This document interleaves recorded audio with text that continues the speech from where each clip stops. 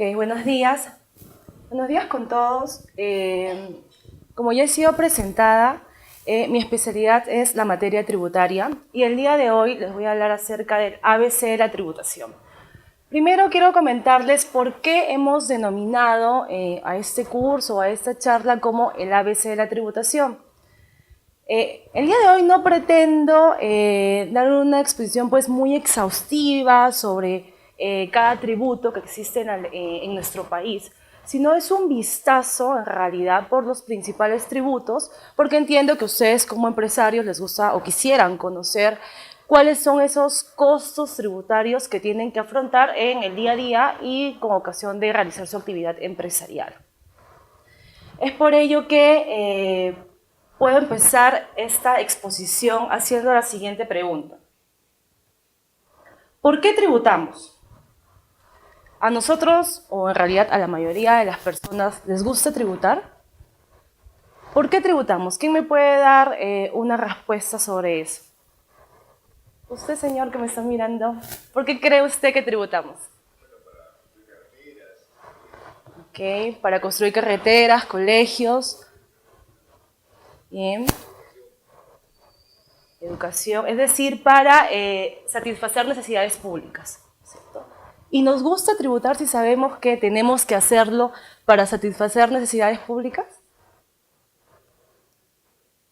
A nadie le gusta tributar. Y creo que un poco la respuesta va por el lado de que ustedes me dicen, ¿no? Yo tengo que tributar para poder tener un hospital, ¿no? Pero algunos me dirán, sí, pero yo tengo mi seguro privado. Entonces, ¿yo por qué tengo que tributar si tengo mi seguro privado? ¿No? O sea, ¿por qué tengo que contribuir con el Estado si finalmente no soy un beneficiario directo de ese servicio que me está dando? ¿No? Y es porque en realidad existen personas que son pobres, ¿no? Que no tienen capacidad contributiva. Y al no tener esa capacidad contributiva, es decir, esa aptitud para afrontar las obligaciones tributarias, es que los que sí tenemos capacidad contributiva, tenemos que ayudar al Estado a poder cubrir esas necesidades públicas, ¿no? Entonces, ¿esto en qué se basa? En un principio que es el deber de contribuir, un principio constitucional por el cual todas las personas debemos contribuir con el Estado para que todos los sujetos en realidad podamos tener carreteras, hospitales, educación pública y en general, ¿no? Todos los servicios que el Estado nos pueda brindar. Entonces, si bien existe en la generalidad de las personas este concepto de no me gusta tributar, sí debemos de hacerlo por el tema del deber de contribuir, porque tenemos que entender también que hay personas que no tienen esa capacidad contributiva. Entonces, hay un principio solidario detrás, ¿no? Hay un principio solidario detrás. Entonces, es por eso que debemos tributar. Ahora, un poco para introducirnos a los principales tributos vigentes en nuestro país, tenemos que entender o que conocer un poco qué es un tributo y por qué lo pagamos y cómo se divide el tributo. Un tributo en sencillo es una prestación pecuniaria que se paga en favor del Estado. ¿Por qué se paga? Puede ser por tres funciones. En realidad, por ejemplo, tenemos la tasa, que es un tributo, y la pagamos por recibir un servicio público individualizado. Es en sencillo, vas a la municipalidad, realizas un trámite, quieres una partida y tienes que pagar pues, una tasa para poder obtener ese servicio individualizado por parte del Estado. Lo pagas porque tú lo pides expresamente y no hay una relación contractual con el Estado. Pero sí el Estado cobra el costo del servicio individualizado que te está prestando. Tenemos la contribución también, que en realidad lo pagan los contribuyentes por la construcción de carreteras, por ejemplo, por el uso de un bien público de recursos públicos. Por ejemplo, si somos una persona que tenemos una chacrita muy a lo lejos en una ciudad, definitivamente nuestros productos van a costar más caro y va a ser más difícil salir al mercado si no contamos con una carretera que nos permite esa salida, ¿no es cierto? Entonces, ¿qué pasa si un día el Estado construye esa carretera y crea una contribución por la utilización de ese bien público? ¿A quiénes se las cobra? A todas aquellas personas que van a ser beneficiadas de esa carretera, ¿no?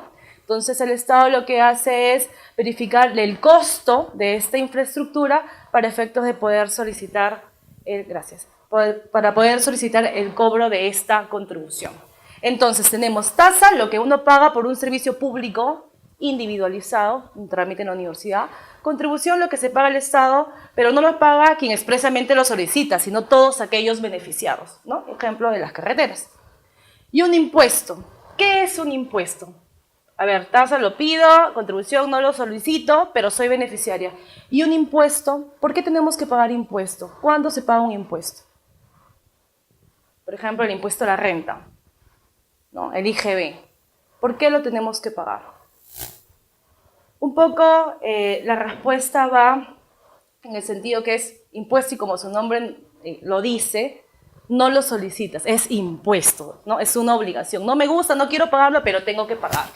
¿Por qué tienes que pagarlo? Porque el Estado crea normas tributarias mediante las cuales señala que aquellos sujetos que se encuentren en una situación determinada, que realicen o que perciban una ganancia o cualquier operación, tienen que pagarlo simplemente por caer en ese hecho imponible previsto por la norma, ¿cierto? Entonces, esta es la diferencia que debemos conocer en cuanto a tasa, contribución e impuesto. Ahora, yo les comentaba al inicio que ustedes como empresarios definitivamente les interesa saber cuánto es o cuántos son los costos tributarios que tienen que afrontar para poder ser empresarios exitosos, para no caer en la ilegalidad, ¿no? En la evasión, y simplemente dormir tranquilos. Entonces, un día quizás ustedes se levantaron con una ilusión de crear alguna empresa, ¿no? No sé, quiero crear una empresa textil, voy a hacer esto, voy a contratar a un contador. Tienen una gran ilusión. Va donde el abogado, no sé, del área corporativa, les dicen cómo hacer la minuta, que tienen que ir a la notaría, registros públicos.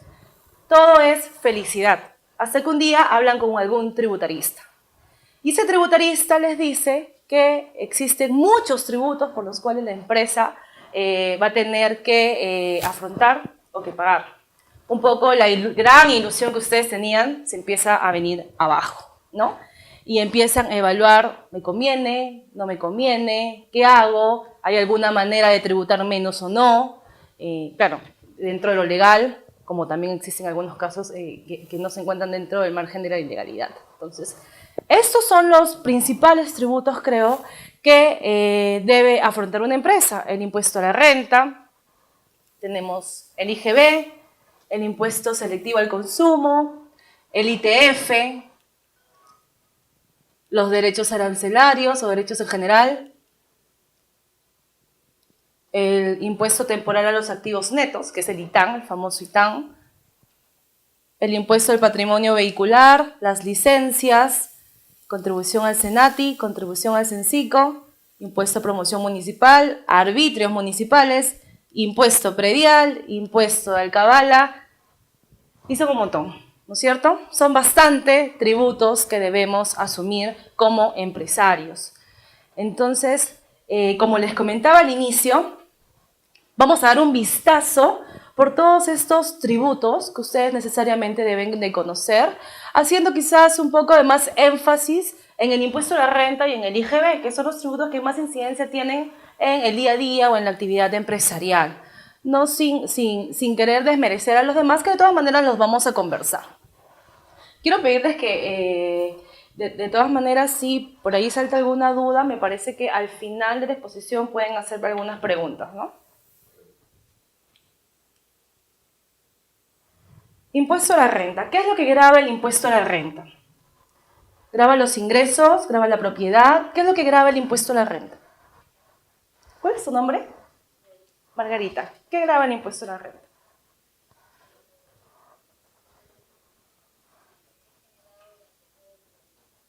Todo el año. A ver, Margarita nos dice que el impuesto a la renta grava lo que se ha generado en todo un año, el total de sus ventas. ¿Alguien quiere participar? Usted, señor, que me está mirando. Porque al decir la totalidad de las ventas es todo lo que ha obtenido en sus ventas, o sea, todos los ingresos, ¿no?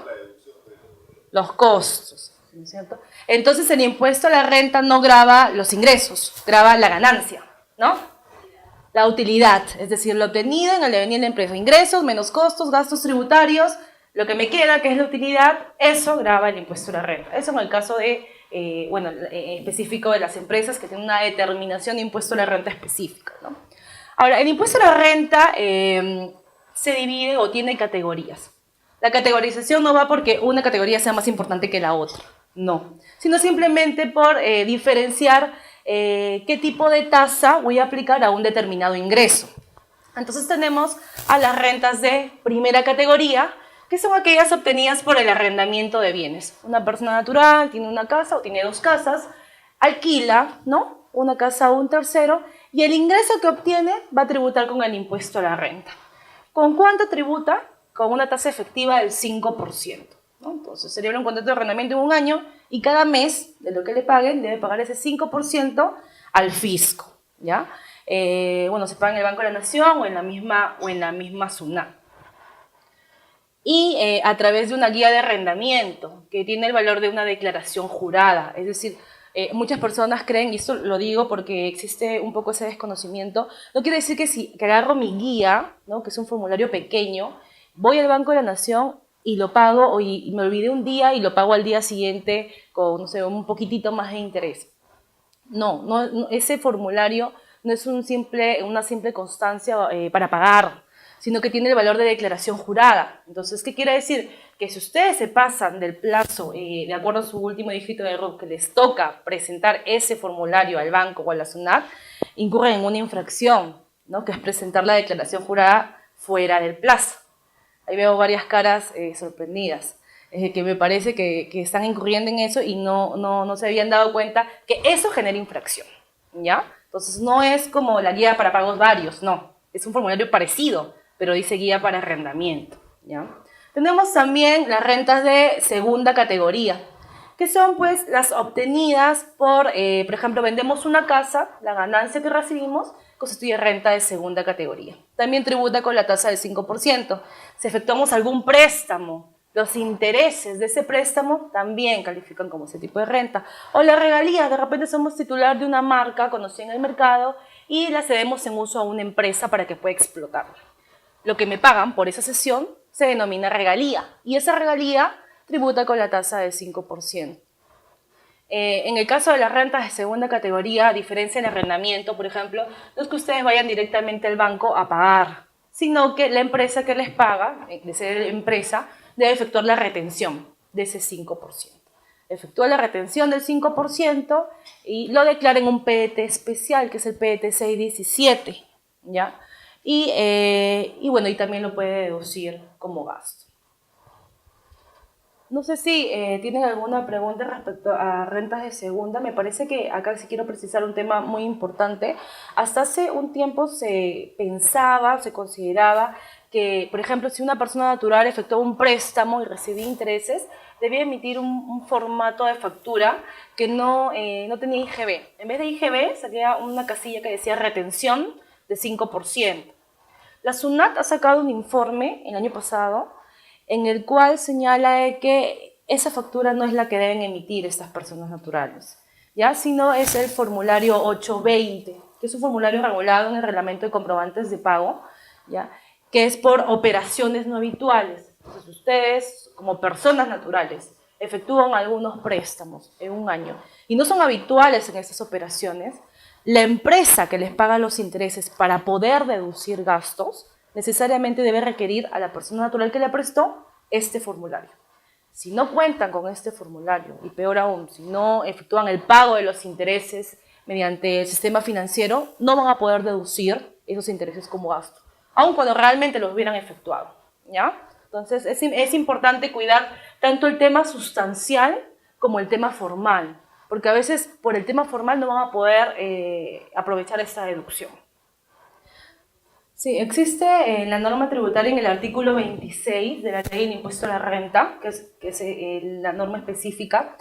Si es un accionista, por ejemplo, que tiene más del 30% de las acciones de la empresa, se considera vinculado para efectos tributarios, lo que implica que necesariamente se deban pagar intereses al valor de mercado, ¿ya? Claro está que en el caso que sea una persona natural que efectúe el préstamo, ¿qué es lo que pasaría? Sería la pregunta, ¿no? Si es que no se llegan a pagar estos intereses. En realidad, la empresa estaría perdiendo una oportunidad. ¿Por qué? Porque el pacto de intereses lo que le va a permitir a la empresa es deducirlos como gasto, con lo cual va a determinar un menor impuesto a la renta. Y en la persona natural, estos intereses nada más van a tributar con la tasa del 5%. Entonces, definitivamente, esto es una operación, por así decirlo, de planeamiento tributario. Porque yo como accionista, en vez de disfrutar de la utilidad de la empresa, la disfruto vía un pago de intereses por un préstamo real que realicé y que mi empresa necesitaba. Y esto, si bien va a tributar en cabeza del accionista con una tasa del 5%, tiene un ahorro tributario del 28% en cabeza de la empresa, ¿no? Porque, bueno, ahora a partir de este año la tasa de impuesto a la renta es de 28% para las empresas. Entonces, sí, bajo la pregunta es, ¿debo pactar intereses? Sí, debo pactar intereses si soy vinculado. Si no soy vinculado, es decir, soy un gerente sin ser accionista de la empresa, existe también en la norma tributaria un interés mínimo presunto, pero en general las normas de la ley de impuesto a la renta se rigen por el valor de mercado. El formulario 820, en realidad el interesado de contar con este formulario 820 es la empresa. ¿Por qué? Porque si la empresa paga intereses y no cuenta con este formulario 820, no va a poder deducir esos intereses como gasto. Necesariamente le va a interesar, ¿ya? El informe que pueden leer es el 020 del guión 2014 SUNAT. En ese informe de SUNAT hace esa precisión. ¿Tenían otra pregunta, creo? Sí, bueno, en realidad yo les decía que se aplica la tasa efectiva del 5%. ¿Por qué efectiva? Porque en realidad lo que te dice la norma es que de lo que te pagan en forma mensual, ¿no? Haces una deducción del 20%. Y lo que te queda, le aplicas la tasa de 6.25%. Eso en sencillo es, de lo que te pagan, le aplicas la tasa del 5%. Luego tenemos las rentas de cuarta categoría. Que bueno, eso ustedes ya lo deben conocer, que son las obtenidas por el trabajo realizado en forma independiente, ¿no? Un abogado, por ejemplo, que no está en planilla, lo que recibe es renta de cuarta categoría. Lo mismo un contador también, ¿no? Si no estuviera en planilla. Y también las funciones de director, ¿no? No sé si algunos tendrán en sus empresas este directorio, las personas que forman parte del directorio y que perciben dietas, es decir, esa remuneración por sesionar, esa remuneración constituye renta de cuarta categoría. En realidad, por las rentas de cuarta categoría existe la obligación de emitir un recibo por honorario, como ustedes saben. Sin embargo, en forma excepcional, se ha previsto que para el caso de los directores se exima esa obligación. ¿Cuál es el sustento del pago? Si supera los 3.500 soles, por ejemplo, la sesión, efectuará a través del sistema financiero. Si no, el acta de sesión de directorio. Pero sí existen maneras de probar o de sustentar que efectivamente la sesión sea realizada para efectos de que el gasto sea deducible. Y tenemos las rentas de quinta categoría, que son aquellas obtenidas en realidad bajo una relación de dependencia, ¿no? Las bonificaciones que se puedan entregar a los trabajadores, cualquier monto en dinero o en especie, menciona la norma, ¿no? Entregado a un trabajador por las funciones que realiza en la empresa. Obviamente, lo que le entregue a ese trabajador no tiene que estar sujeto a rendición de cuentas, ¿no? Porque si está sujeto a rendición de cuentas, en realidad no es de libre disponibilidad del trabajador. Y la norma lo que señala es que tiene que ser de libre disponibilidad. Ahora, también hay conceptos que se dan a los trabajadores y que constituyen condición de trabajo, ¿ya? Y esos montos, esos conceptos que se entregan a los trabajadores y que constituyen condición de trabajo no califican como rentas de quinta categoría para el trabajador. Ahora, obviamente, ese análisis debe ser efectuado en cada caso particular. Lo que una empresa le da a una persona, por ejemplo, en un colegio, los profesores, el uniforme, sí, el uniforme lo usa la profesora y es de ella, ya nadie se lo puede quitar, es suyo. Entonces algunos podrían decir, pero eso es renta de quinta categoría. No, pero es condición de trabajo porque es la marca de la empresa y es lo que le va a permitir realizar su trabajo en el colegio. Entonces, ese análisis de repente no lo podemos llevar en otro caso, donde no sea tan necesario, o en otro concepto. Eso es lo que deben determinar o diferenciar.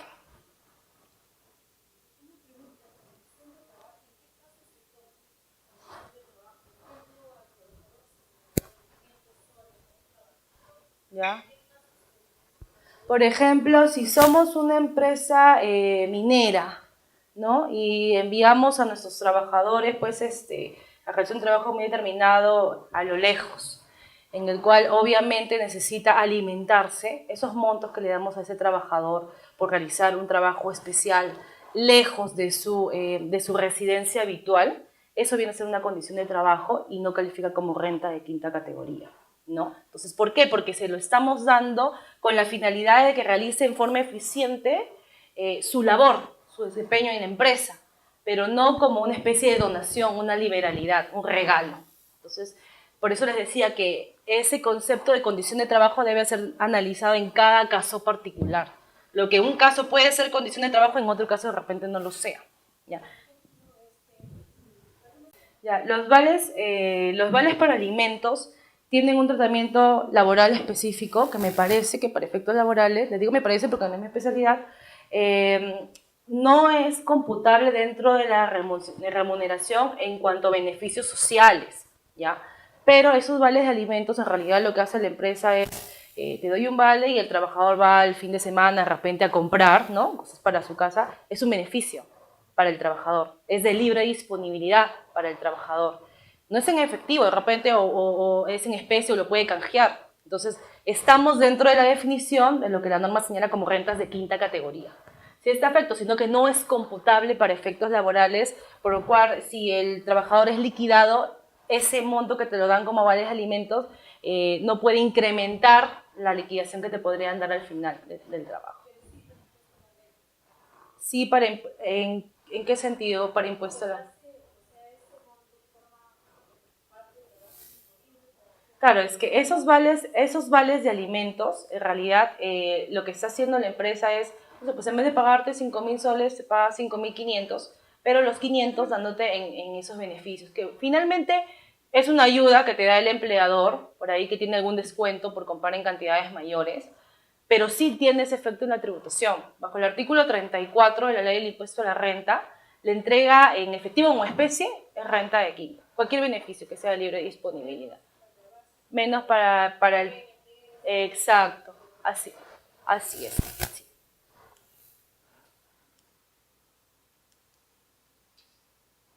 Ahora, hemos hablado de manera rápida de las rentas de primera, segunda, tercera y cuarta y quinta categoría. La pregunta que viene, y a ver si lo tenemos un poquito claro, aunque no siempre es sencillo, es, ¿una persona natural podría recibir todos los tipos de renta? Es decir, ¿podría recibir renta de primera, segunda, tercera, cuarta y quinta o no? Ejemplo.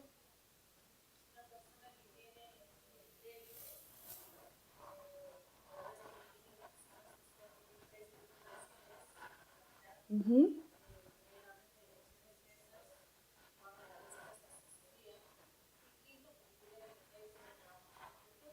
Muy bien, pero cuando me dices que esta persona natural tiene empresas, te refieres a sin perder su calidad de persona natural, es decir, una persona natural con negocio.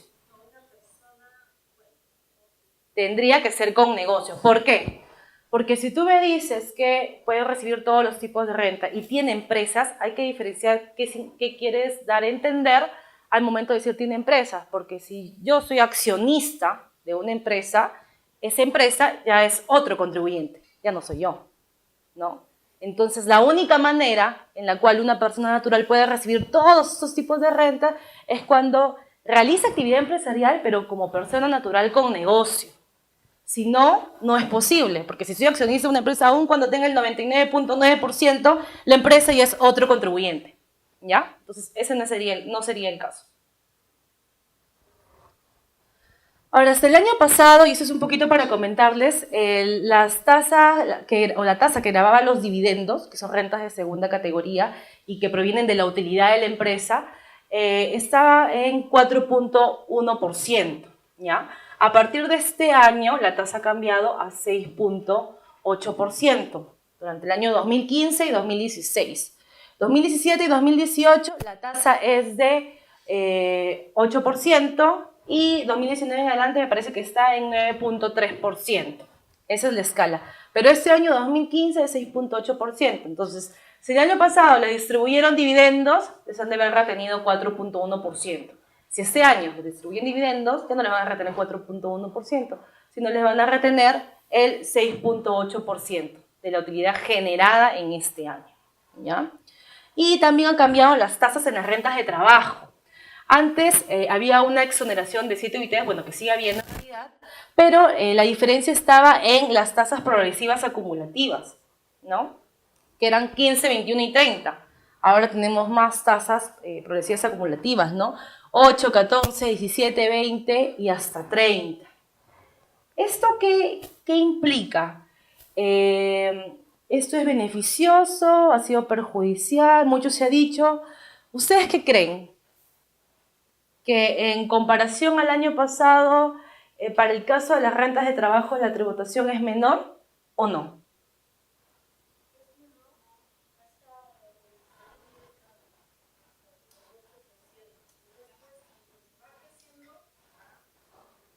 Claro, entonces hay un sí, pero no, ¿no? Entonces la respuesta no puede ser sí, es beneficioso para todos, no, no es beneficioso para todos, sino efectivamente, este cambio lo que hace es beneficiar a aquellas personas, en realidad, que perciben una remuneración menor, pero conforme va creciendo, incluso puede darse el caso que acá, estas personas que hubieran estado en este monto, más bien este año tributen un poco más, pero para los de abajo sí se siente el beneficio. Esa en realidad es la diferencia. La forma o la determinación del impuesto no ha cambiado, es la misma, ¿no? Simplemente de la remuneración anual están exentas 7 UITs y empezamos a aplicar por tramos esas tasas diferenciadas. La suma de las tasitas es la que nos da nuestro impuesto a la renta por rentas de trabajo a pagar. Y eso aplica tanto para rentas de cuarta y quinta, ¿no? Ambas se suman y la determinación es anual. Y tenemos el caso de la empresa, en realidad, que también ha habido un cambio, no en la determinación del impuesto a la renta empresarial, sino también en la tasa. ¿Cómo se determina? Ustedes efectúan alguna venta, tienen un ingreso bruto, pueden haber efectuado algún descuento, alguna devolución, tienen ingreso neto, a eso le restan el costo, ¿no? Por ejemplo, el costo de adquisición, el costo de producción, de construcción, de acuerdo a la actividad que ustedes realicen. A esa diferencia de ingreso neto menos el costo, es lo que denominamos la renta bruta. Y a esa renta bruta, bueno, que en realidad ese es el nombre, se le deducen los gastos incurridos por su empresa. Ahora ustedes me dirán, no, pero existen reglas muy específicas para la deducción de gastos. Sí, pero no también. ¿Por qué? Tenemos el artículo 37 de la Ley del Impuesto a la Renta, que es un artículo que establece los gastos deducibles. Hasta ahí mi afirmación es completa. ¿Por qué? Porque establece gastos deducibles con determinadas reglas, ¿no? Pero es un artículo que establece, por así decirlo, ejemplos. O sea, la lista no es taxativa. No quiere decir que si la empresa incurre en otros gastos, esos otros gastos no los pueda deducir. Entonces, no es una lista cerrada los gastos previstos en el artículo 37 de la ley, sino que cualquier otro gasto que cumpla con el principio de causalidad, es decir, que tenga que ver con la actividad de la empresa y que genere o pueda generar rentas para la empresa, ese gasto va a ser deducible. Obviamente, como les decía, tiene que cuidar también la formalidad, contar con el comprobante de pago, cumplir con la bancarización, tener el contrato, informes del servicio que se les ha podido prestar y toda esa documentación que les va a permitir a ustedes poder salir en forma tranquila de una fiscalización de la administración tributaria. No crean que por tener solamente el comprobante de pago, el gasto va a ser deducible. Cada día la SUNAT se pone más exigente en cuanto al sistema o a aprobar la fehaciencia de los desembolsos realizados por la empresa. Entonces, eso es muy importante. Y bueno, y la tasa a partir de este año es del 28%. El año pasado la tasa empresarial era del 30%, ¿no es cierto? Entonces, ahora tenemos que 2015 va a ser 28% y así cada año va a ir bajando hasta 26%, ¿ya? En el caso de la empresa, una vez escuché que decían, doctora, pero la empresa, en realidad la tasa del impuesto a la renta es 2%, o me decían, la tasa del impuesto a la renta es 1.5%. ¿Es así? Esos son los pagos a cuenta, ¿no es cierto? Pero el pago a cuenta no es un impuesto, no es un tributo, en realidad independiente, ¿no es cierto? Sino es que cada mes la empresa, por puchitos, debe ir efectuando a la administración tributaria pequeños adelantos de pago. Sí, se determina en base a los ingresos, es una forma de recaudación, ¿no? Se determina en base a los ingresos. Con lo cual, a fin de año, cuando ustedes sobre el total de su utilidad determinan su impuesto a pagar, deben restar esos pagos a cuenta o esos pagos adelantados que ya efectuaron, ¿no es cierto? Restan eso y solamente pagan a la SUNAT la diferencia. ¿Ya? No es que deban volver a pagar, sino simplemente esos pagos a cuenta son utilizados como un crédito tributario.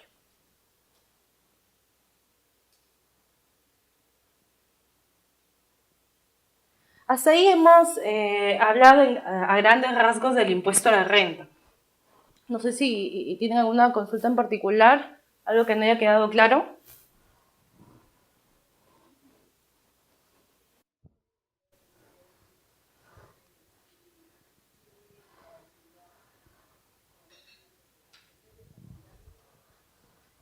A ver, ahí es muy importante. Existen casos en los cuales la SUNAT, y podemos revisar de lecturas de RTF, o sea, de resoluciones del Tribunal Fiscal, en el cual la SUNAT, por el hecho de que una persona natural haya efectuado el alquiler de un inmueble, una persona natural con negocio, ha imputado que esos ingresos también califican como rentas de tercera categoría. O si no, también esa misma persona natural con negocio ha efectuado un préstamo y también la SUNAT ha considerado que esos intereses son rentas de tercera categoría. En varios casos lo que ha dicho el Tribunal Fiscal es que la Administración Tributaria debe probar que ese inmueble que alquila, por ejemplo, está siendo explotado o le ayuda a explotar la actividad empresarial que genera, ¿no? O que realiza, o que el préstamo ha sido realizado con dinero producido por su propia actividad empresarial. Es difícil, hay una línea muy delgada en tema probatorio, pero sí, la imputación a la SUNAT definitivamente la va a hacer, entonces un poco hay que cuidar ese lado, ¿no? Pero el Tribunal Fiscal ha dicho que sí, que tiene que ser demostrado. Entonces no es que cualquier ingreso que perciba la persona natural por el hecho de tener un RUC que dice persona natural con negocio, no quiere decir que todos los ingresos que obtenga es renta de tercera categoría, ¿ya? Entonces hay que hacer una división en ese lado.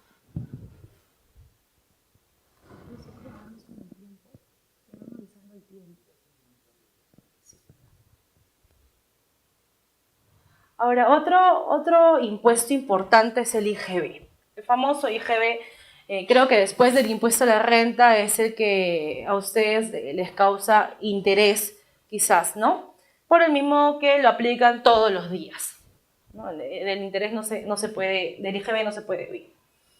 ¿Qué es el IGB? ¿Qué grava el IGB? Es un impuesto que grava el consumo, ¿cierto? Es un impuesto que grava el consumo, es un impuesto de tasa única, es un impuesto no acumulativo, es decir, lo que vendo, sobre eso aplico el IGB, no es que lo aplique sobre un precio de venta que incluye un IGB de mi compra, ¿no es cierto?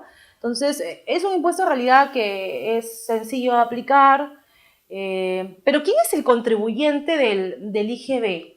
¿O a quién afecta, mejor dicho, el IGB? ¿A quién? A ver, el consumidor, a quien realiza la venta. El consumidor. El IGB afecta al consumidor, ¿ya? ¿Quién es el contribuyente?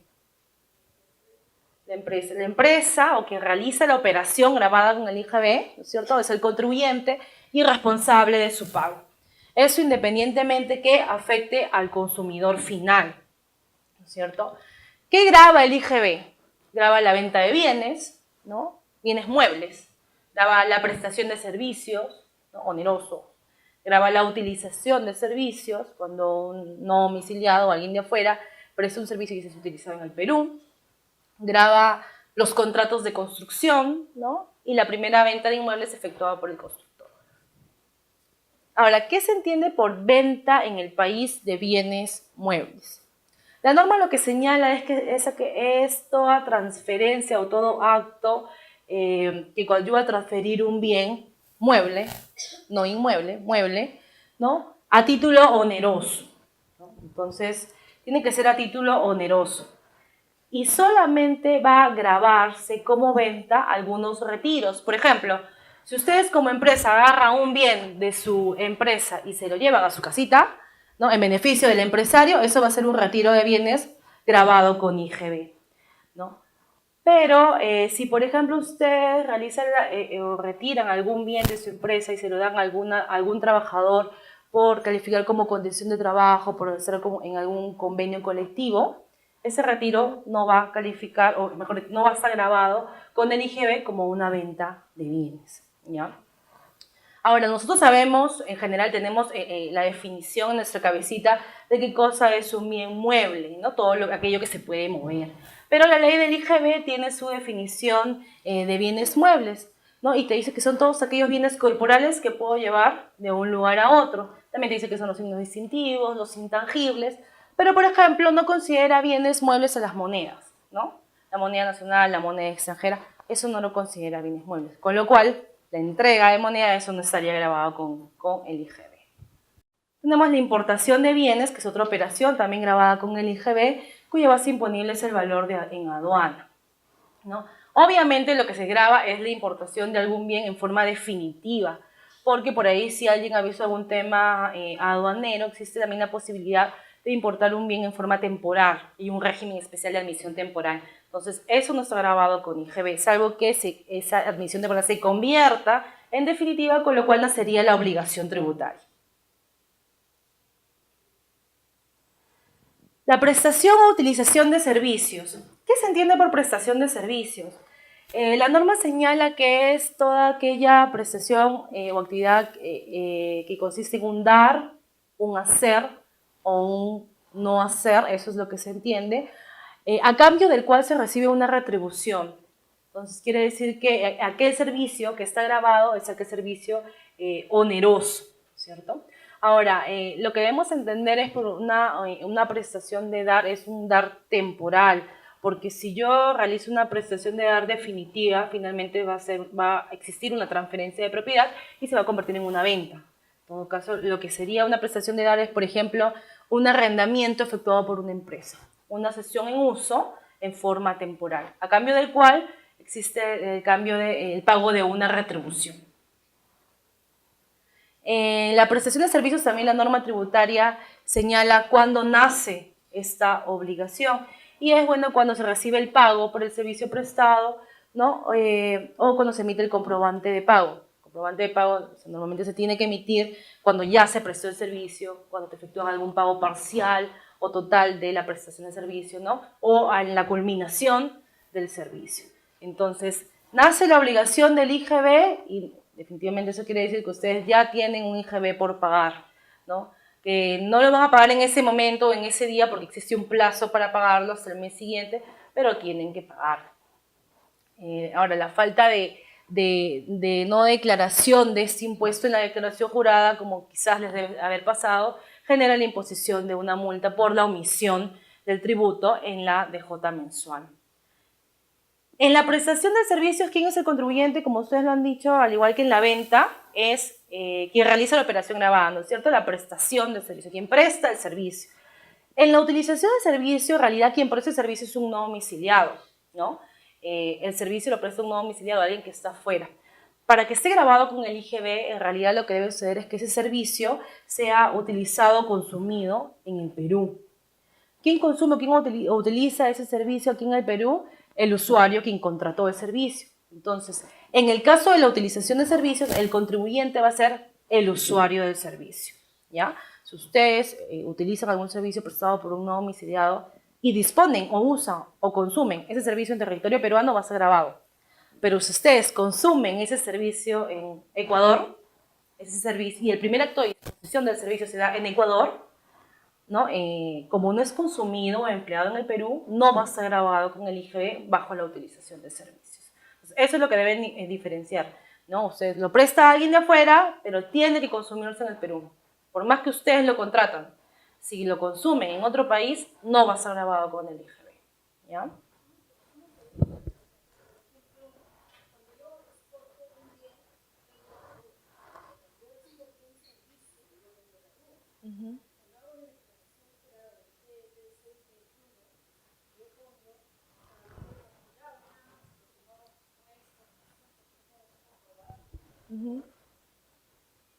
Claro, el tema está que existe en la misma ley del IGB, ¿no? Un artículo que te define en realidad que es una exportación de servicios y en manera de ejemplos te dice más o menos cuáles pueden ser. Son ejemplos, tampoco es una lista taxativa, pero definitivamente una exportación de servicios va a ser aquel servicio prestado por un no domiciliado que es consumido en el territorio, en el exterior, ¿no? Y que es utilizado por un no domiciliado. Eso es lo que señala la norma. Entonces, si bien no lo vas a poder identificar, como si puedes identificar en el tema de la duda cuando exportas un bien, la declaración tiene el valor de jurada, es una declaración jurada. Finalmente la SUNAT cuando realiza una fiscalización lo que va a requerir es que tú le pruebes cuál es el servicio que has considerado como exportación de servicios. Y definitivamente si va a ver con quién es el contrato o dónde se ha utilizado este servicio, va a poder comparar o verificar que efectivamente se trataba de una exportación de servicios. Entonces, hay un tema de verificación, fiscalización, aun cuando no te permita identificar en forma precisa en la declaración jurada que presentes.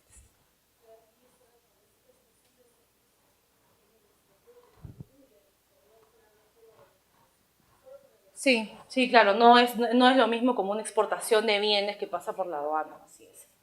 También tenemos los contratos de construcción, y bueno, en realidad la norma lo que señala son aquellos contratos definidos en la SIU, que es la clasificación uniforme de las Naciones Unidas.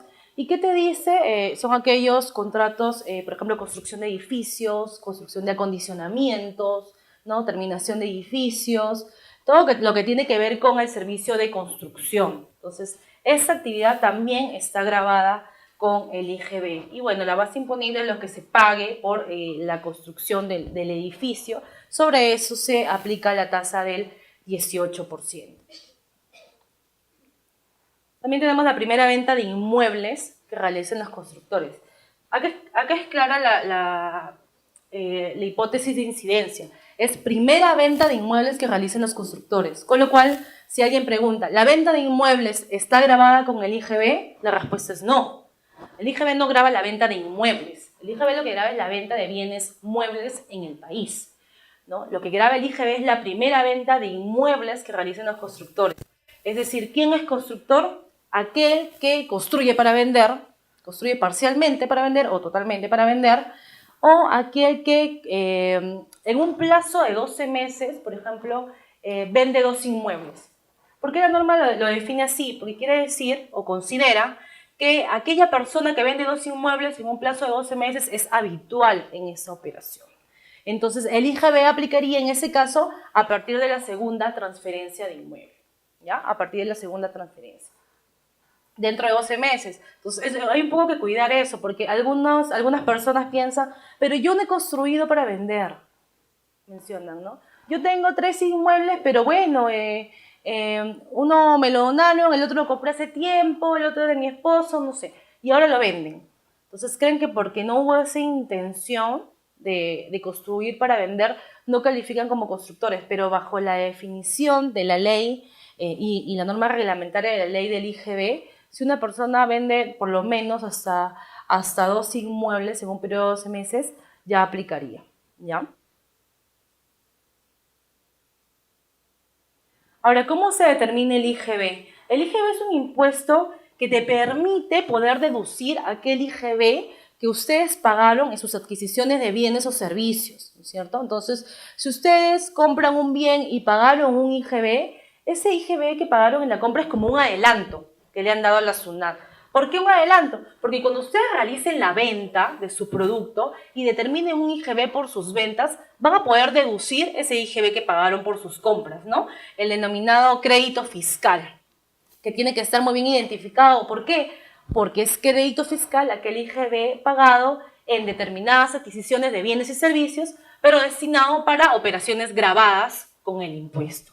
Entonces, para poder hacer esta deducción o poder tener derecho a esta deducción, en realidad hay que cumplir con 2 requisitos sustanciales, ¿no? Que es que esa adquisición, ese desembolso que se realice, califique como gasto o costo para efectos de la ley del impuesto a la renta, es decir, que tenga que ver con la actividad, que esté sustentado, que cumpla con el principio de causalidad, ¿no? Y además que esté destinado a operaciones gravadas por las cuales se deba pagar este IGB.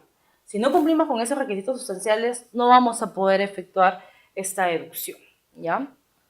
Y también existen requisitos formales, en realidad, que no imposibilitan la pérdida del IGB como crédito fiscal, pero sí, si por ejemplo yo no apunto en forma correcta un comprobante de pago en mi registro de compras, a lo mucho lo que tendré es una infracción por no llevar correctamente el registro de compras, por no emitir correctamente el comprobante de pago, o quizás hasta que subsane recién poder ejercer el derecho de crédito fiscal.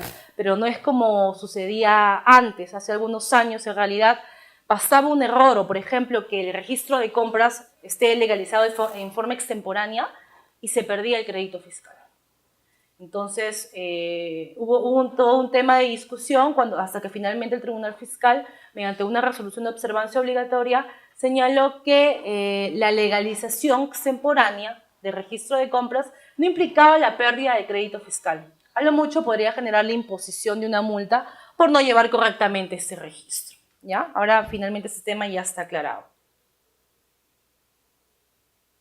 Bueno, este es un ejemplo de determinación de IGB, que bueno, ustedes ya lo deben conocer porque lo ven en el día a día, ¿no? Y hay una deducción del débito fiscal, que es el IGB generado en la venta, menos el crédito fiscal, el IGB generado en la compra. La diferencia es lo que yo debo pagar. Ahora acá vemos unas viñetitas donde dice régimen de retenciones, percepciones y detracciones. Ustedes los deben conocer. Y en realidad son sistemas de adelanto de tributación, ¿no es cierto? Es decir, a través de estos sistemas la SUNAT se asegura en forma adelantada la recaudación. En el tema del régimen de retenciones, en realidad lo importante es saber que si realizo una operación con una personita que ha sido designada por la SUNAT como agente de retención, en realidad lo que yo pague, yo como agente de retención, como comprador o como usuario de un servicio, voy a tener que retener un monto de lo que le pague a ese prestador de servicio para dárselo a la SUNAT. ¿Por qué? Porque la SUNAT me designó como agente de retención, ¿no? Bueno, este régimen me parece que cambió la tasa, antes era 6%, ahora es 3%, pero finalmente aquí lo que interesa es el sujeto, ¿no? Es un régimen que interesa el sujeto. ¿Por qué? Porque no es que a todas las operaciones les aplique el régimen de retenciones, sino solamente aquellas en las cuales el adquirente usuario ha sido designado como agente de retención. Lo que se retiene, obviamente, y se paga a la SUNAT, le sirve a quien presta el servicio que realiza la venta, le sirve para pagar su IGB, el IGB que en futuro se genere, ¿ya? Ahora tenemos el régimen de percepciones, que a diferencia del anterior, no importa no solamente el sujeto, sino también lo que yo vendo. Por ejemplo, en el caso del combustible, la venta de determinado combustible, me parece, está sujeta a este régimen. Entonces, ahí lo que importa es tanto el bien, ¿no?, que se vende, como el sujeto que paga por ese bien. A diferencia del de retenciones, no es que yo retenga un porcentaje de lo que voy a pagar, sino que pago un porcentaje mayor, ¿no? Si tengo que pagar 100 más IGB, pues pago 100 más IGB más 2% de todo eso que pague, ¿no? Entonces pago un monto adicional. Y también sirve este monto adicional que pago para, como una cajita que tengo guardada, que me va a servir para el pago de mi futuro IGB, ¿no? No es un dinero que pierdo, sino que me sirve para el futuro IGB que se pueda generar. Y tenemos el sistema de detracciones, que es el que más dolor de cabeza quizás nos den las fiscalizaciones, ¿no? Anteriormente solamente determinados servicios, en el caso de los servicios, estaban sujetos a este sistema. Luego salió una norma que dijo, y todos los demás que no estén acá, les aplica una tasa de detracción del 9%. Luego salió otra norma, y nos hemos llenado de normas en este sistema, básicamente lo que tiene que ver con la aplicación de la tasa. Actualmente, todos o casi todos están en la tasa de 10%, ¿no? Se ha uniformizado. Y es mejor en realidad porque esto, si bien había un tema administrativo, un costo administrativo, de alguna manera cuando tenemos una tasa uniforme para el tema de consultoría, nosotros hemos tenido que estar consultando al abogado o al contador o efectuando algún análisis exhaustivo sobre un servicio específico para poder determinar qué tasa de detracción le voy a aplicar. Entonces, al haber esta uniformidad, nos hemos ahorrado ese tiempo. Gracias. ese costo, perdón.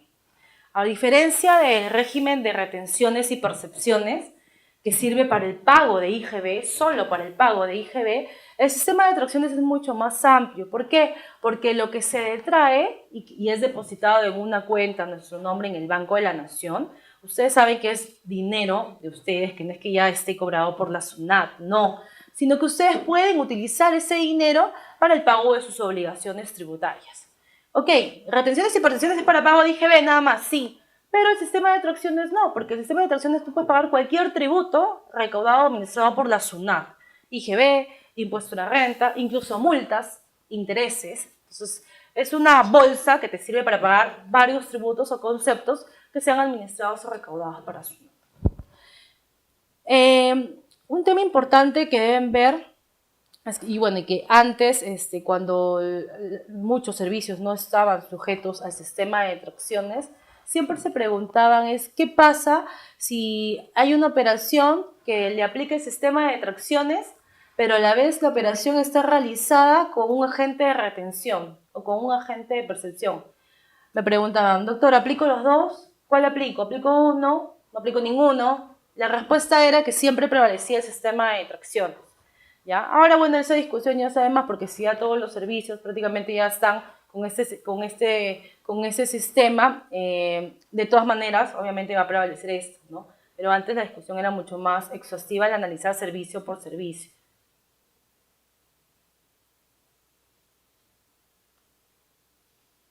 Bueno, hemos hablado en forma rápida del impuesto a la renta, del IGB, como les decía, es un vistazo general por estos dos principales tributos que afectan la actividad empresarial de las empresas. Y vamos a hablar un poco y en forma rápida de los demás tributos que finalmente les aplica a algunos o a otros en mayor medida, ¿no? Tenemos el impuesto selectivo al consumo, que es un impuesto que obviamente no afecta a la generalidad de contribuyentes, es mucho más específico en comparación con el IGB y que grava la venta en el país a nivel del productor de determinados bienes, así como la importación también, o determinadas importaciones, ¿no? De determinados bienes, los juegos de azar y las apuestas. Esos son algunos ejemplos en realidad de las tasas. La tasa que tiene el impuesto selectivo al consumo es curiosa porque tienen tasas diferenciadas y además incluso algunos no son en porcentajes, sino establecidos en soles, en moneda nacional. ¿Cómo se determina? Para determinar el impuesto se debe excluir el IGB, obviamente es independiente, no se declara si bien de forma conjunta con el IGB, pero no afecta el IGB que ya gravó la operación de venta.